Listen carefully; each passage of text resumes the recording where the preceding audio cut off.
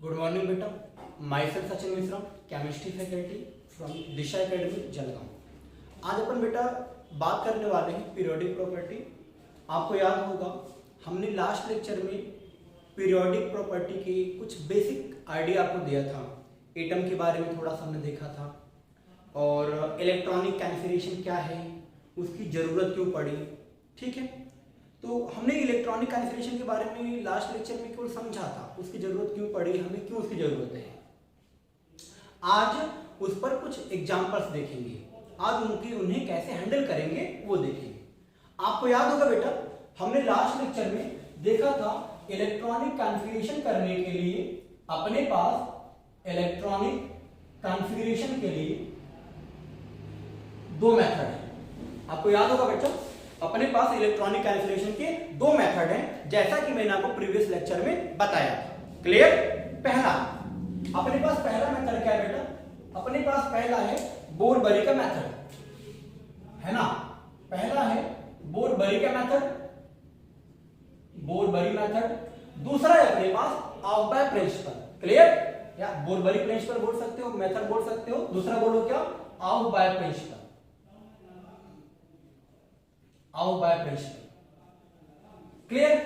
तो हम बात करने वाले हैं बोर-बरी और ऑफ-बाय प्रिंसिपल। क्लियर है बच्चों? तो चलो ध्यान दो, ये बोर-बरी मेथड क्या है और ये ऑफ-बाय प्रिंसिपल क्या है। आपको मैंने लास्ट लेक्चर में इनके बारे में थोड़ा बहुत आइडिया दिया था, मैं फिर से आपको थोड़ा सा आइडिया देता हूं। आपने बच्चा 9th-10th में ये पढ़ा होगा, ठीक है। आपने 9th-10th में पढ़ा होगा 11 का इलेक्ट्रॉनिक कॉन्फिगरेशन करते थे 281 समथिंग ऐसा लिखा मिलता था। क्या याद है आपको? ऐसा देखा है कि नहीं? आपने देखा होगा। चलो आपको 14 का मिल जाए तो आप बोलते थे बेटा 284, बोलो यही तो बोलते थे। क्लियर है ना ये? सिमिलरली बच्चा, और आपने क्या कभी ऐसा इलेक्ट्रॉनिक कॉन्फिगरेशन देखा है 11 में कभी ऐसा लिखा मिल जाए 1s2 2s2 2p6 3s1? अगर कभी आपको बेटा दोनों ही मेथड जनरली 10th स्टैंडर्ड में बताए जाते हैं, तो कुछ जगहों पर नहीं बताया जाता, वैसे मैक्सिमम जगहों पर बता दिया जाता है 10th लेवल पर। तो अगर आपको आइडिया हो तो ठीक है, नहीं आइडिया तो कोई इशू नहीं, मैं आपको दोनों ही मेथड बताऊंगा। क्लियर है? चलो आपने बेटा छोटे एलिमेंट का इलेक्ट्रॉनिक सीखा हो, कॉन्फिगरेशन सीखा होगा। आपने 10 का 20 का 30 तक सीखते हो आप। मैं आपको बड़े बड़े एलिमेंट का इलेक्ट्रॉनिक कॉन्फिगरेशन सिखाने वाला हूं। क्लियर है बच्चों? तो आज हम बात करेंगे electronic configuration. So write down the heading electronic configuration. तो बेटा लिखो हेडिंग इलेक्ट्रॉनिक कॉन्फिगरेशन का डेफिनेशन मैं लास्ट लेक्चर में बात कर चुका हूं, ठीक है। तो आज हम बात करेंगे ऑफ-बाय प्रिंसिपल। तो लिखो heading aufbau principle. Clear? Aufbau principle. तो आज का हेडिंग है अपना ऑफ-बाय प्रिंसिपल। चलो ध्यान दो बेटा, आज हम ऑफ-बाय प्रिंसिपल से क्वेश्चंस को हैंडल करना सीखेंगे। क्लियर? ध्यान। अगर आपको याद हो, क्या आपने कभी ऐसा लिखा हुआ देखा है? ध्यान से देखो, क्या आपने कभी ऐसा बना हुआ कहीं बुक्स में देखा है 2s 2p 3s 3p 3d 4s 4p 4d 4f 5s 5p 5d 5f 6s 6p 6d 7s, है ना बेटा? कुछ बुक्स में 7p भी लिखा होता है, ठीक है, और कुछ में 8s लिखा मिलता है। अपन बेटा यहीं तक कंटिन्यू करेंगे। क्लियर है? ध्यान दो, आपने कभी अगर बुक्स ओपन किया होगा तो आपको कुछ ऐसा जरूर मिला होगा, है ना। ऐसा आपको सिखाया जाता है। अगर आपने देखा हो, कुछ बच्चों ने पढ़ा जरूर होगा और कुछ बच्चों ने ना भी पढ़ा हो। जो बच्चे पढ़े हैं अच्छी बात है, जो नहीं पढ़े हो तुम भी रिलैक्स रहो, तुम्हें भी सिखाएंगे अभी। क्लियर? ध्यान। और बेटा हम यहाँ पर 8s भी ले लेते हैं, कुछ टेबल में 8s लिखा मिल जाता है, कुछ में 8s लिखा मिल जाता है। क्लियर है? कोई अपने लिए कोई बड़ा इशू नहीं है। चलो ध्यान दो, आप मेरे साथ बोलो, ध्यान से देखो। ये पहला एरो है बेटा, किसे कट कर रहा हूं मैं, तुम्हें ट्रिक भी सिखाऊंगा। क्लियर है? चलो ध्यान दो, पहले मेथड सीखते हैं, फिर मैं तुम्हें बेटा इन क्वेश्चन को हैंडल करने का ट्रिक सिखाऊंगा। क्लियर? पहले मेथड सीख लो। ध्यान दो।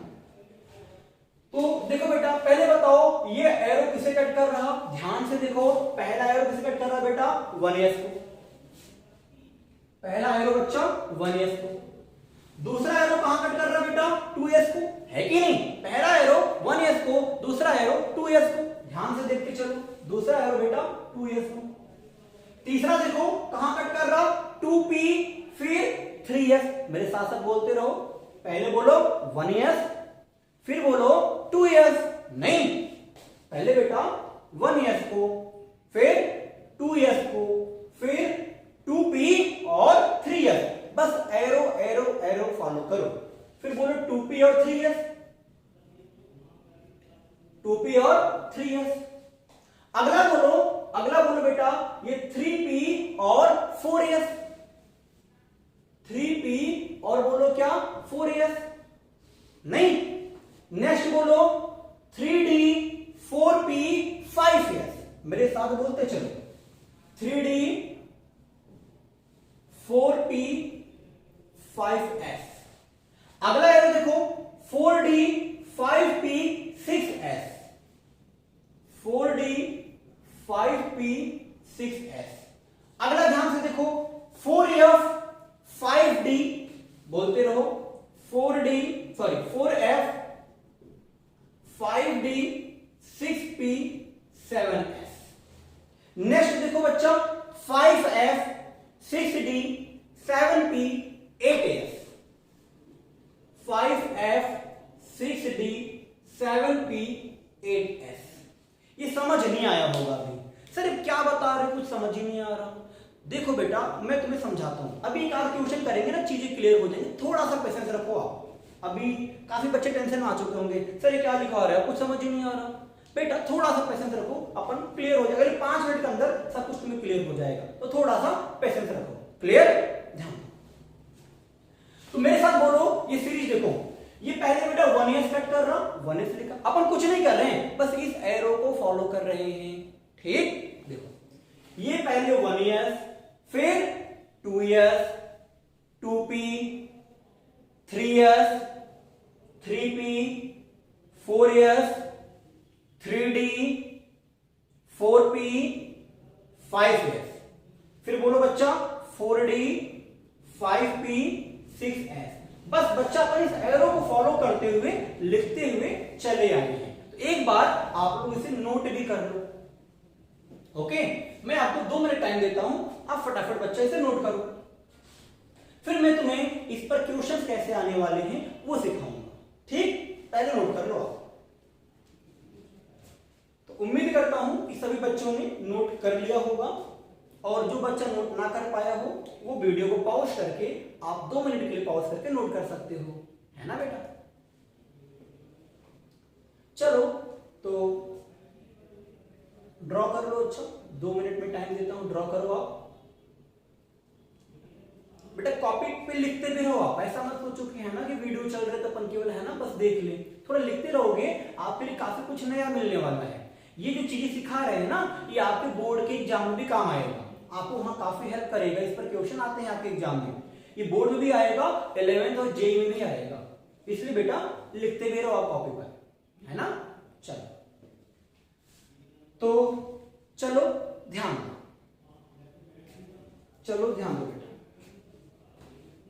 ध्यान, अब बोलोगे सर यहाँ पे लिखे क्या हो, कुछ समझ नहीं आ रहा, कुछ समझ ही नहीं आ रहा सर, चलो मैं तुम्हें समझाता हूं थोड़ा सा, बेटा देखो तुमने पढ़ा है क्लास 9th में कि एटम में न्यूक्लियस होता है, तो जो बच्चा लिख लिया हो अच्छी बात, जो बच्चा ना लिख पाया हो वीडियो पॉज करके लिख लो, मैं अब थोड़ा आगे बढ़ता हूं, है ना। चलो एटम में न्यूक्लियस होता है बेटा, न्यूक्लियस के बाहर शेल होता है बच्चा, न्यूक्लियस के बाहर क्या होता है, शेल होता है। अब आपको पता है, आपने पढ़ रखा है क्लास 9 10th में, इस शेल का नाम होता है K shell, L shell, M shell और एन सेल। बेटा आपको 9 10th में कुल 4 शेल बताया गया था, लेकिन अपन 11th में ना और भी शेल की बात करेंगे, तो बेटा अब वहां तक तो अपन ने 4 ही पढ़ा था, यहां पर बेटा अपन और की बात करेंगे, 5th सेल, 6th, है ना, तो अभी आपने जब 9th में पढ़ा था तो आपको KLMN पढ़ाया गया था, लेकिन अब अपन KLMN नहीं पढ़ेंगे, अब इसे बोलेंगे अपन पहला शेल। जिसे आपने 9th में K बोला था उसे हम लोग यहां 1 बोल रहे हैं, इसे 2 बोल रहे हैं, 3 4 5 6 7 ऐसे बेटा 8 ऐसे बढ़ते चले जाएंगे। तो जो 1 2 3 4 है ना बेटा, इसे बोल रहे हैं शेल। तो देखो आपको लिखा है 1 2 दिख रहा, इसे बोलोगे first shell, second shell, fourth shell, fifth shell, fourth shell. समझ रहे हो? 1 2 3 4 मतलब बेटा शेल है यहां पर, जिसे आप 9th 10th में KLMN नाम से जानते थे, उसे हम यहां पर शेल बोल रहे हैं 1 2 3 4 नाम से। ठीक, अब देखो बच्चों वहां पर अब सर SPDF क्या है? आपको बेटा 4 अल्फाबेट दिख रहा होगा इस पूरे सीरीज के अंदर, है ना? तो आपको दिख रहा होगा SPDF, ये 4 अल्फाबेट यूज किए गए हैं। इनको बेटा बोलते हैं अपन सबशेल। क्या बोलते हैं? सबशेल। इन्हें बोलते हैं अपन सबशेल। तो चलो एक बार मेरे साथ पढ़ो आप, इसे क्या पढ़ोगे? फोर्थ शेल का पी सबशेल। 4P को पढ़ोगे बेटा फोर्थ शेल का पी सबशेल। ऐसे 3S को पढ़ोगे थर्ड शेल का एस सबशेल। 5P को पढ़ोगे फिफ्थ शेल का पी सबशेल। 7S को पढ़ोगे सेवेंथ शेल का एस सबशेल। पढ़ने आ गया? एक बार आप बताओ क्या पढ़ोगे, इसे क्या पढ़ोगे? बोलो, है ना? उम्मीद करता हूं सबने पढ़ लिया होगा। इसे क्या पढ़ोगे? सेकंड सेल का एस सबशेल। इसे क्या पढ़ोगे बच्चों? सिक्स्थ सेल का एस सबशेल। क्लियर है बात यहां तक? बोलो। चल तो हम आगे बढ़ते हैं। डन हो गया यहां तक? ध्यान दो बच्चों। तो ये बातें अपनी हुई क्लियर। तो हम थोड़ी सी बातों को आगे बढ़ाते हैं। अब बोलो सर ये सबशेल क्या होता है? सेल तो समझ में आया, ये सबशेल क्या है? जैसे बेटा एग्जांपल समझो, जैसे आपने देखा होगा बिल्डिंग आपके पास है, आपका घर होगा ना बेटा, बिल्डिंग समझ लो। उस बिल्डिंग को समझ लो आप शेल। क्या समझो? बिल्डिंग को समझो शेल। बिल्डिंग है शेल। आपने देखा है आपकी बिल्डिंग के अंदर बेटा रूम्स हैं, कमरे हैं, रूम्स है ना बेटा, उन रूम्स को समझो सबशेल। तो बेटा ऐसे ही 1 2 3 4 बिल्डिंग है, उसके अंदर शेल सबशेल होते हैं। बिल्डिंग के अंदर क्या होता है? रूम्स होते हैं। सिमिलरली बेटा शेल के अंदर होता है सबशेल। सेल का मतलब बिल्डिंग, सबशेल का मतलब रूम्स।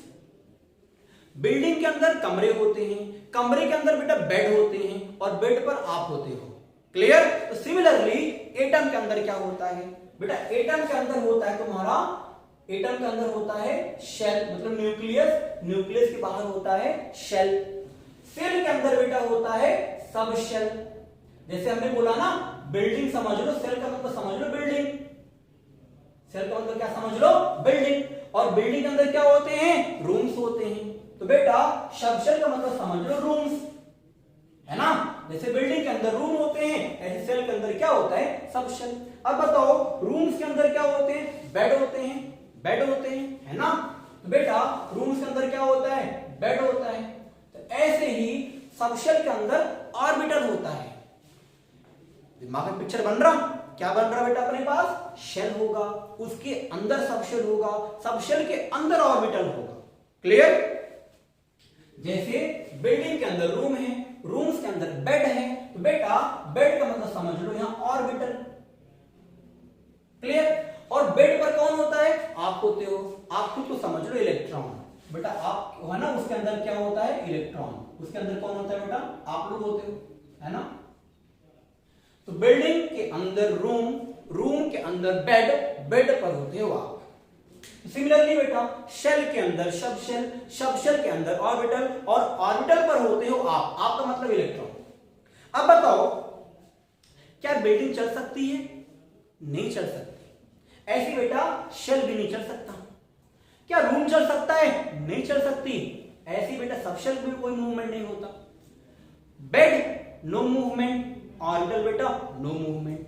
आप चल सकते हो, आप बेटा एक रूम से दूसरे रूम में जा सकते हो। ऐसे बेटा इलेक्ट्रॉन होते हैं, ये एक ऑर्बिटल से दूसरे ऑर्बिटल में जाते हैं। आप एक बेड से दूसरे बेड पर जाते हो, है ना, ये बेड अच्छा नहीं लगा दूसरे चले जाएंगे, ये रूम अच्छा नहीं लगा दूसरे रूम में चले जाएंगे। बेटा ऐसे इलेक्ट्रॉन होते हैं, वो एक ऑर्बिटल से दूसरे ऑर्बिटल जाते हैं, वो एक सबशेल से दूसरे सबशेल ट्रांसफर होते हैं। समझ गए? जैसे आप मूव करते हो, ये रूम अच्छा नहीं रहा अगले में जाएंगे, वो बेड अच्छा नहीं रहा दूसरे पर जाएंगे। तो बेटा इलेक्ट्रॉन भी है, ये ऑर्बिटल अच्छा नहीं लगा, कुछ एनर्जी का डिफरेंस आया तो दूसरे ऑर्बिटल में चला जाएगा।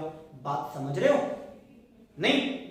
डन यहां पर? चलो, तो सिमिलरली बेटा आप मूवमेंट करते हो अपने घर के अंदर, आपका मूवमेंट होता है, बेड थोड़ी मूव करता है, रूम थोड़ी मूव करता है, बिल्डिंग थोड़ी मूव करती है। सिमिलरली एटम के अंदर बच्चा शेल मूव नहीं करता, सबशेल भी मूव नहीं करता, ऑर्बिटल भी मूव नहीं करता, कौन करता है बेटा? इलेक्ट्रॉन।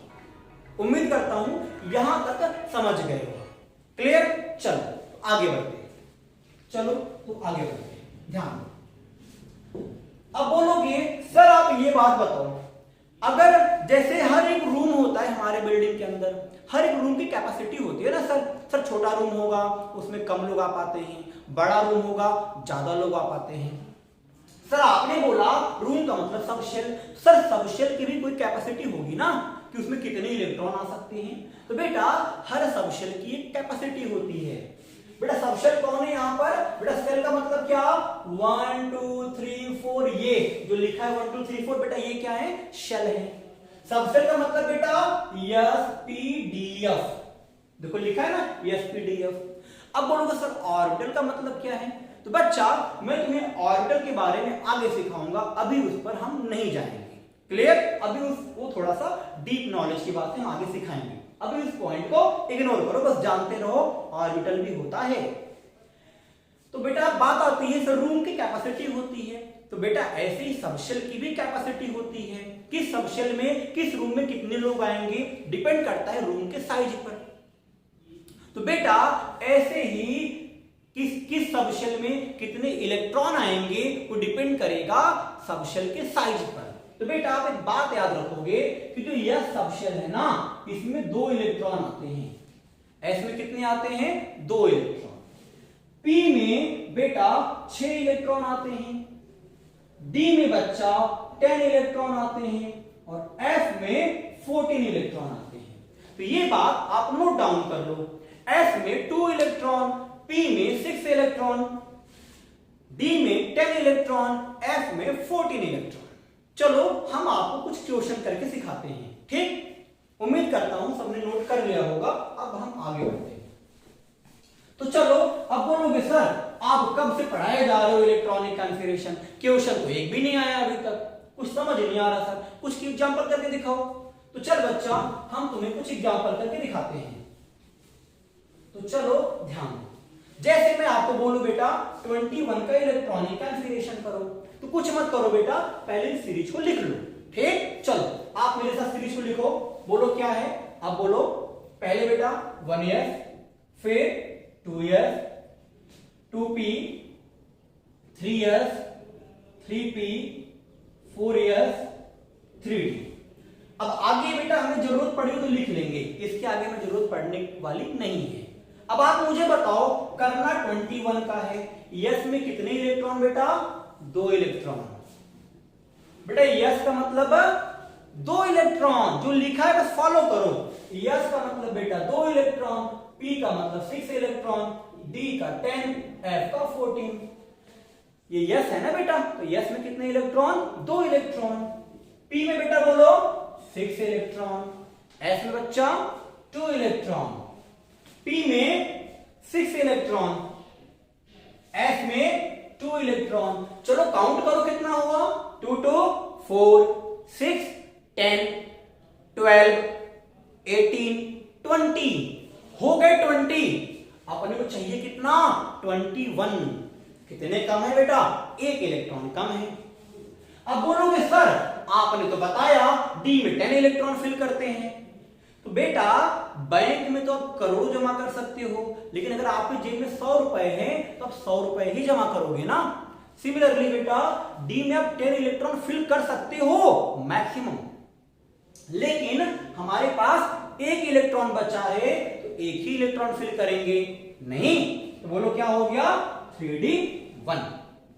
श्योर? मैं फिर से रिपीट करूं, पहले कुछ नहीं किया बेटा, मैंने इस सीरीज को उतार लिया। अब आप बोलोगे सर पूरा क्यों नहीं उतारा, हमें कैसे पता यहीं तक उतारना है? तो बेटा धीरे धीरे तुम भी सीख जाओगे, हमें पता है कि इतने की ऊपर जरूरत पड़ने वाली नहीं है। अभी आप शुरू कर रहे हो तो आपको थोड़ा सा दिक्कत होगा, आप थोड़ा ज्यादा लिख लो, जब प्रैक्टिस कर लोगे तो आपको भी अंदाजा लग जाएगा हमें कहां तक लिखना चाहिए। क्लियर? धीरे धीरे प्रैक्टिस आपकी हो जाएगी। तो बोलो यस का मतलब 2, एस का मतलब बच्चा 2, पी का मतलब 6, एस का मतलब 2, पी का मतलब 6, एस का मतलब 2, डी बोलो 2 2 4 10 12 18 20, 1 रिमेनिंग था बेटा, 1 फिल कर दिया, हो गया 21। डन।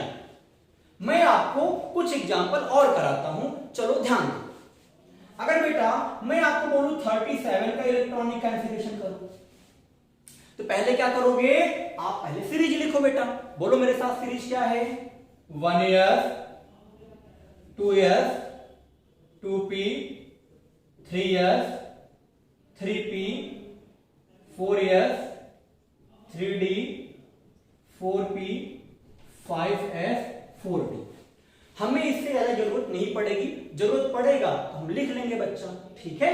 चलो तो ध्यान देखो। अब आप मुझे बताओ बेटा यस का मतलब कितने इलेक्ट्रॉन, 2 इलेक्ट्रॉन। अभी लिखा है बेटा, कितने करना, 37, ध्यान देना 37 से ज्यादा ना होने पाए, ध्यान दो। यस का मतलब बेटा 2 इलेक्ट्रॉन, पी का मतलब 6 इलेक्ट्रॉन, एस का मतलब बेटा 2 इलेक्ट्रॉन, पी का मतलब 6 इलेक्ट्रॉन, एस का मतलब 2 इलेक्ट्रॉन, डी का मतलब 10 इलेक्ट्रॉन, पी का मतलब 6 इलेक्ट्रॉन। चलो सम करो कितना हुआ बेटा, 2 2 4 6 10 12 18 20 30 36। कितने बच गए, एक बच गया, तो बेटा क्या कर दो, यहां एक फिल कर दो। अब बोलोगे सर यस में तो 2 इलेक्ट्रॉन होता है, लेकिन बेटा 2 होता है, बचा अपने पास तो एक ही है ना, एक ही तो फिल करेंगे, ठीक है? तो लिख लो इसे, नोट करो फटाफट इसे।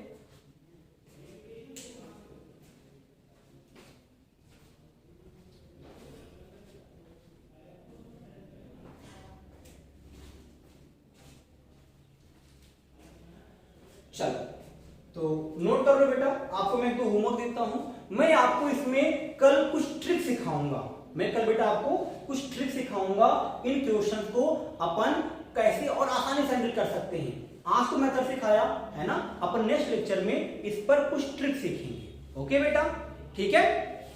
कल हम इसी क्वेश्चन बेटा देखेंगे। देखो बेटा मैं आपको इलेक्ट्रॉनिक कॉन्फ़िगरेशन करने के 4 मेथड सिखाऊंगा। क्लियर? 4 मेथड, जिसमें ये पहला मेथड रहा। जब चौथा मेथड सिखाऊंगा ना, तो आप बेटा उंगलियों पे कैलकुलेशन करोगे, है ना? मैं कोई एटॉमिक नंबर बोलूंगा, आप उंगलियों पे आंसर दोगे। क्लियर है? तो अभी ये पहला मेथड था, फिर दूसरा सिखाऊंगा, तीसरा सिखाऊंगा, लास्ट वाला सबसे आसान मेथड होगा, जहां हमें पेन की जरूरत नहीं पड़ने वाली, अपन उंगलियों पे कैलकुलेशन करेंगे। क्लियर है? बिना पेन के आंसर देंगे, ठीक? तो इसे नोट कर लो और एक आध होमवर्क लिख लो, आप एक आध होमवर्क लिख लो। 27 का करके लाना है आपको, ठीक है? 32 का करके लाना है, ये आपको होमवर्क है। कल हम नेक्स्ट लेक्चर में आपको कुछ नए ट्रिक सिखाएंगे, जिससे इन्हीं क्वेश्चन को, है ना? अब कुछ बच्चे टेंशन में होंगे, कुछ बच्चे टेंशन में होंगे, सर इतना बड़ा सीरीज में याद कैसे होगा, उतना बड़ा चार्ट बनाए कैसे?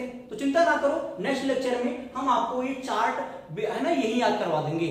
अभी आप नोट कर लो, कल अगले लेक्चर में बिना पेन उठाए चार्ट लिखेंगे, बिना ड्रॉ किए सीधा लिखेंगे अपन। क्लियर है ये? ठीक है, फिर मिलते हैं नेक्स्ट लेक्चर में। तब तक बेटा स्वस्थ रहो, मस्त रहो और बेस्ट रहो, ठीक है?